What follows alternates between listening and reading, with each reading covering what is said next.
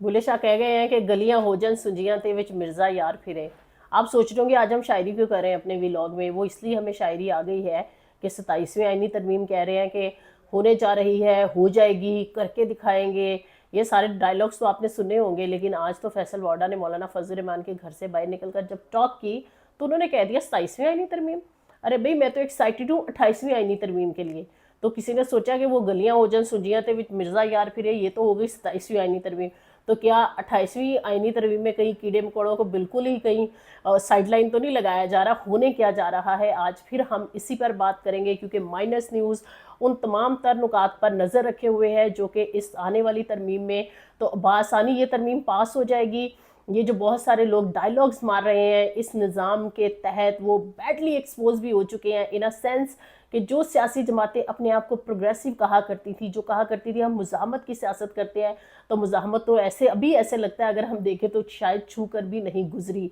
क्योंकि अगर इक़्तिदार के लिए मुज़ाहमत की जाए तो वो मुज़ाहमत कभी नहीं कहलाया करती। नेल्सन मंडेला समेत अगर हम जितनी मुज़ाहमत की अलामा शख्सियात को पढ़ते हैं तो वो अपने इक़्तिदार के लिए नहीं बल्कि रूल ऑफ लॉ के लिए, ह्यूमन राइट्स के लिए और तमाम तर जो कहते हैं ना कि मुआशरे की बेहतरी के लिए वो फ़ाइट हुआ करती है, जिसमें आजकल लोग बड़ा याद करते हैं आसमा जहांगीर को। तो आसमा जहांगीर ने जो पैटर्न सेट कर दिया, जाहिर है उसे कोई छू नहीं सकता। नेल्सन मंडेला ने जो कि एक वो कहते हैं ना कि उन्होंने तमाम तर बाइसिस का जनाजा कहते हैं ना उठ गया, क्योंकि उन्होंने ये ख़त्म करके दिखाया और जिस तरह से स्लेवरी से निजात दिलाना और हकूक़ दिलाना। तो जब हम ऐसी शख्सियात की बात करते हो, लोग मजाक उड़ाते थे इमरान खान का, क्योंकि कहते थे ये तो अपनी सीट नहीं जीत सकता। और इमरान खान के बारे में कहा जाता था ये इलेक्शन हार जाते हैं। तो हमने देखा कि इमरान खान, वो एक और बात भी आपने सुनी होगी कि जो कहा जाता था हर घर से भुट्टो निकलेगा। तो मेरे ख्याल में जिस तरह से भुट्टो साहब की डेथ के बाद बेनज़ीर लेकर चली पीपल्स पार्टी को, उस तरह से जरदारी साहब लेकर चल नहीं सके, क्योंकि जब तक बेनज़ीर थी उन्होंने मुज़ाहमत की सियासत की भी, चार्टर ऑफ डेमोक्रेसी भी किया और बहुत सारी चीज़ों से उम्मीदें थी। लेकिन शायद जरदारी साहब वो उम्मीदें अगर नहीं भी पूरी कर सके, वो मुज़ाहमत की बजाय मुसालहत पर चले गए, तो कहीं ना कहीं उम्मीदें मेरे ख्याल में बिलावल ने भी तोड़ दी हैं। अब लोग कह रहे हैं जी उन्होंने तो ट्वीट कर दिया, बता दिया। पहले जो मीटिंग्स हैं वो सारी हो गई, पीपल्स पार्टी को ऑन बोर्ड ले लिया गया और अब पीपल्स पार्टी अगर पॉइंट स्कोरिंग के लिए ये कहेगी कि हमने 18वीं तरमीम में से ये बचा लिया है और बहुत बड़ा ये हमने कारनामा है, तो आप ये देखिए 18वीं तरमीम से सूबे जो बचाते हैं, तो जो सूबों को फंड्स मिले हैं, चाहे वो पोर्टफोलियोज़ हैं, अभी जो बात हो रही है कि 27वीं आईनी तरमीम में जो सेहत है और आबादी का पोर्टफोलियो है वो वफाक के पास आ जाएगा, तो आप ये देखें ये बजट की बात है। आप सोच रहे होंगे इससे क्या फ़र्क पड़ जाएगा अगर वजारत सूबों के पास नहीं है और वफाक के पास आ जाए, तो उसकी तमाम तर जो बजट एलोकेशन है और जो पैसा खर्च हो रहा है वो फिर कौन खर्च करेगा? सूबे करेंगे, वफाक करेगा। और कुछ लोग 18वीं आईनी तरमीम पर भी ये तनकीद किया करते थे कि वो तरमीम हो तो गई, लेकिन इंतज़ामी अमूर की बहुत सारे ऐसे मसाइल थे जो अभी तक जो है ना वो हल नहीं हो पाए। तो बेहतर यही है कि इवन सेहत की भी बात हो रही है और कुछ लोग तो ये भी प्रेडिक्ट कर रहे हैं कि शायद सेहत का जो पोर्टफोलियो है वो अगर 27वीं आईनी तरमीम में वफाक के पास नहीं आएगा तो वो नेक्स्ट टर्म में आ जाएगा। लाइक 28वीं तरमीम जो हो जाएगी, जो फैसल वार्डा के मुताबिक वो बड़ी एक्साइटिंग, इससे भी ज़्यादा एक्साइटिंग जो तरमीम होगी वो 28वीं तरमीम होगी।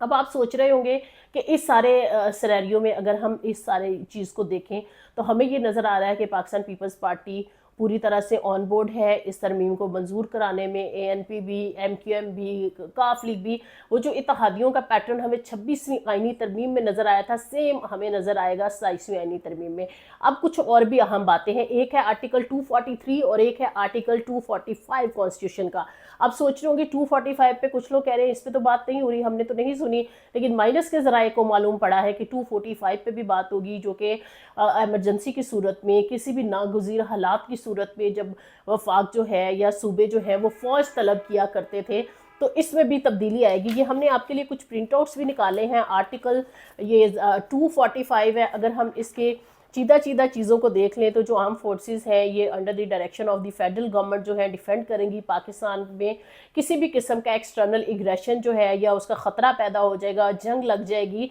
और ये सब्जेक्ट टू लॉ होगा और enact to wide civil power. और फिर इसके साथ साथ ये सारी चीज़ों को अगर हम कर लें, फिर इसकी जो सेकंड क्लॉज है वो कहती है वैलिडिटी ऑफ एनी डायरेक्शन जो है issued by the federal government under clause 1 shall not called any question in any court. अच्छा देखें, अगर हम इस सारी चीज़ों को देख लें और जिस तरह से नागुज़ीर हालात की बिना पर जो फ़ौज तलब की जा सकती है, तो पहले तो कोई तलब करता था ज़रूरत पड़ने पर, और सूबे चाहते थे तो वो फिर वापस भी भेज सकते थे। अभी सीधी सी बात है, आप सोच रहे होंगे कि ये तो कोई ऐसा मामला नहीं है, सिक्योरिटी का मामला है, लेकिन आपको हम एक बात बताते हैं, ये मामला है सुहेल अफरीदी से शुरू होता है। जैसे ही अली अमीन गंडापुर जाते हैं और सीएम आते हैं सुहेल अफरीदी, और जिस तरह से उन्होंने एक तड़ लगाई कि ये होगा, अवाम के लिए होगा सब कुछ, उनको लगा कि शायद वो एक ट्रू किस्म की जो डेमोक्रेसी है, अगर उन्हें पंजाब में नज़र नहीं आ रही, सिंध में नज़र नहीं आ रही, बलूचिस्तान में नज़र नहीं आ रही, कंट्रोल्ड डेमोक्रेसी नज़र आ रही है, तो उन्होंने सोचा कि शायद मैं खैबर पख्तूनख्वा में जिस तरह से 8 फेब के इलेक्शंस के बाद से पाकिस्तान तहरीक इंसाफ ने अपनी एक हुकूमत बनाई है, तो वो एक जमहूरियत नाफिज कर सकते हैं, तो उसका भी तोड़ निकाल लिया गया है। और 27वीं आईनी तरमीम की जब हम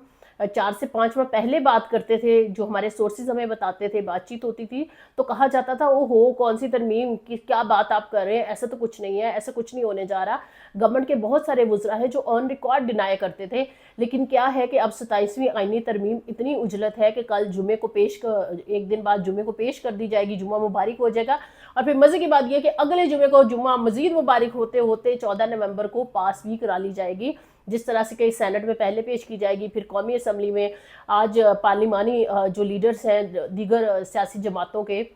उनकी सरदार अयाज सादी की ज़ेरे सरपरस्ती एक इजलास भी हुआ है, जिसमें ये सारी चीज़ें तय पा गई हैं, और उसको बराए नाम फिर ज़ाहिर है बिजनेस एडवाइजरी जो कमेटी है उसमें भेज दिया जाएगा। लेकिन एक बहुत बड़ा ड्रॉबैक ये है कि जिस तरह से 26वीं आईनी तरमीम को पाकिस्तान तहरीक इंसाफ ने रिजेक्ट किया था, लेकिन बहुत सारी चीज़ों पर वो ऑन बोर्ड थे मौलाना के बिहाफ पर, तो क्या ये वाला चकमा अब भी पाकिस्तान तहरीक इंसाफ को दिया जा सकेगा कि मौलाना फजलुर रहमान जो है वो फ्रंट पे होंगे और पाकिस्तान तहरीक इंसाफ उनके ज़रिए अपनी मुशावरत और अपनी राय जो है वो देगी? और अगर ऐसा कुछ है तो वो जो एक असीरिया डयाला है, वो जो जेल में बैठे एक लीडर है इस पार्टी के इमरान खान, उनकी सोच क्या है, वो क्या चाहते हैं? ये लोग तो कह रहे थे पहले कि हम जो है वो तहरीक चलाएंगे ये 26वीं आईनी तरमीम के खात्मे के हवाले से, तो वो तो चल ना सकी। हामिद खान साहब नज़र आया कि जिस तरह से वो एक बड़े ग्रुप को लीड करते थे, अभी भी अगर हम देखें तो पाकिस्तान तहरीक इंसाफ नाकाम रही है बहुत। शायद इसी नाकामी की बिना पर इमरान खान ने जो महमूद अचकज़ई को कहा है कि वो कमान संभालेंगे, वो चीज़ों को देखेंगे। इस सारे सूरत हाल में हमें नज़र आ रहा है कि 243 में भी बड़ी तब्दीली होने जा रही है आइन के आर्टिकल, और 245 में भी। अच्छा, जब ये तब्दीली हो जाती है तो फिर वही वाली बात है कि सिविल और मिलिट्री ताल्लुकात, जिस पे हमने 2 दिन पहले भी बात की थी बड़ी तफसील के साथ, तो आप ये देखिए कि ये जो तवाज़ुन है ना सिविल मिलिट्री ताल्लुकात का, इसका पलड़ा जो है वो किस तरफ गिरने जा रहा है। जो सिविलियन गवर्नमेंट है वो उसको बिल्कुल, वो कहते हैं ना कि एक वो मक्खन में से बाल की तरह निकाल देना, तो वो निकाला जा रहा है। और अक्सर लोग ये बात करते थे कि मौजूदा जो मुक़तदरा है उनको शहबाज शरीफ जो है वो बतौर वज़ीर आज़म बहुत सूट करते हैं। तो मेरे ख्याल में ये सिर्फ एक जुमला नहीं था, प्रैक्टिकली जो है PMLN ने ये साबित कर दिया है कि वो वाकई मुक़तदरा को सूट करते हैं। और बहुत सारे लोग ये कहते थे जी इमरान खान हाइब्रिड रजीम, इमरान खान को वो लेकर आए हैं। तो अगर हम थोड़ी सी पाकिस्तान की हिस्ट्री पर नज़र डाल लें तो 1947 में जब पाकिस्तान बनता है, फिर एक दस्तूर साज असम्बली बनाई जाती है जो कि 7 साल अपना आइन ही नहीं बना सकती है इस मुल्क का। उसमें उन्होंने अपने ओहदों को इंजॉय भी करना था, अपनी मर्रात लेनी थी, और इतने साल ज़ाया करने के बाद जब 1954 में वो असम्बली टूट जाती है, फिर दूसरी जो बाकायदा एक और दस्तूर साज असम्बली जो तश्कील दी जाती है 1955 में, और वो फिर पहला आइन पाकिस्तान का 1956 में मुतारिफ करवा पाती है। और फिर उसके बाद पाकिस्तान पीपल्स पार्टी जो बहुत बड़ी पार्टी है, जो क्रेडिट लेती है, उन्होंने जो 1973 का आइन बनाया। अब हमने देखा है कि जिस तरह से पाकिस्तान पीपल्स पार्टी PMLN का ख़ास तौर पर जो एक बड़ा रोल है, क्योंकि अभी भी पाकिस्तान पीपल्स पार्टी अगर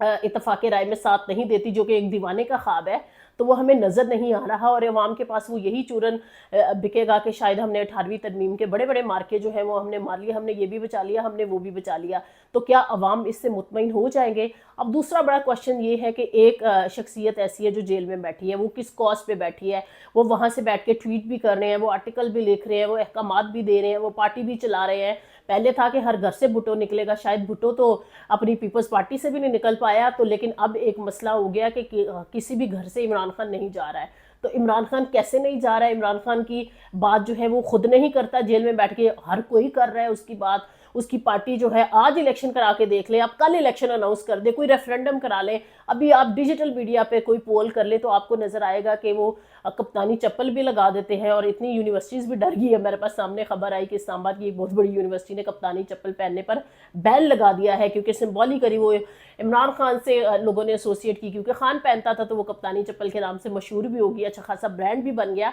तो आप देखें कि जब हम जूतों से भी किसी के डरने लग जाते हैं तो क्या ये मसाइल का हल हुआ करता है। अब दूसरी तरफ आ जाते हैं, जो हम बात कर रहे थे कि सदर की बहुत सारी पावर्स जो है वो कहीं और चली जाएंगी, तो आने वाले दिनों में जो ऐसे लग रहा है कि एक ट्रांजिशन हो रही है इस निज़ाम को, कि ये निज़ाम उस तरह से काम नहीं कर पा रहा है, लोगों को लाइक उनको फैसिलिटेट नहीं कर पा रहा, बैड गवर्नेंस अरूज पर है। तो क्या जो सदारती निज़ाम है, अगर आने वाले दिनों में बहुत कर भी दिया जाए, मार्का कोई कोई वो कह लें, हम प्रेडिक्ट कर देते हैं कि अगर इमरान खान को ऑफर हो जाती है और वो कोई ऐसा सिस्टम बनता है कि वो कमान संभालते हैं, तो वो कहते हैं ना दांत निकाल दिए गए तो फिर सदर, तो क्या इमरान खान ऐसे सदर। एक और बात, क्योंकि ये जो सिविल मिलिट्री ताल्लुकात का तवाज़ुन और पलड़ा इधर से उधर झूल रहा है ना, और उसको किस तरफ लेके जाना है, ये जितनी डिजिटल मीडिया पे पाकिस्तान तहरीक-ए-इंसाफ ने कैंपेन की है, मैं आपको एक बात वाज़ेह तौर पर कहना चाहती हूँ कि 27वीं आईनी तरमीम, ऐसे लग रहा है किसी लिखारी ने बैठकर डिजिटल मीडिया को मॉनिटर करते हुए जितनी भी मीम्स बनी हैं, जितनी कैंपेन्स बनी हैं,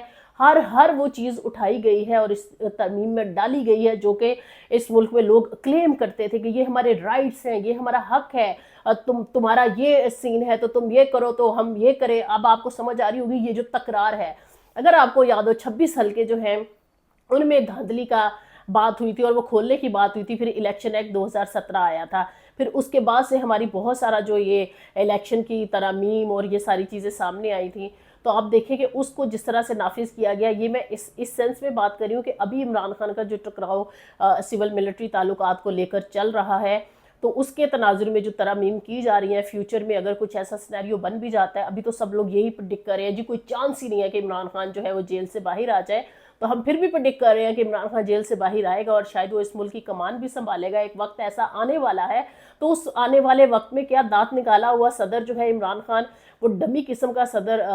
बनेगा, उसके पास पावर्स नहीं होंगी, पावर्स कहीं और होंगी, और वो पावर्स की जो एक्सरसाइज है बतौर फिर डेमोक्रेटिक कंट्री तो हम नहीं कर सकेंगे। तो क्या हम भी आहिस्ता आहिस्ता जो presidential form of government America में राइज है, क्या हम उसी की तरफ रवा दवा हैं। लेकिन मज़े की बात यह है कि वहाँ पर भी तो मुमदानी जीत गए हैं ना, मेयर बने हैं न्यूयॉर्क के, तो क्या हम अफोर्ड कर सकेंगे। अमेरिका तो इमरान खान मुमदानी की शक्ल में अफोर्ड कर रहा है, लेकिन सवाल ये पैदा हो रहा है कि क्या हम सदर की सूरत में इमरान खान को कबूल कर सकते हैं, नहीं कर सकते हैं, ये आने वाले दिनों में मालूम पड़ेगा। लेकिन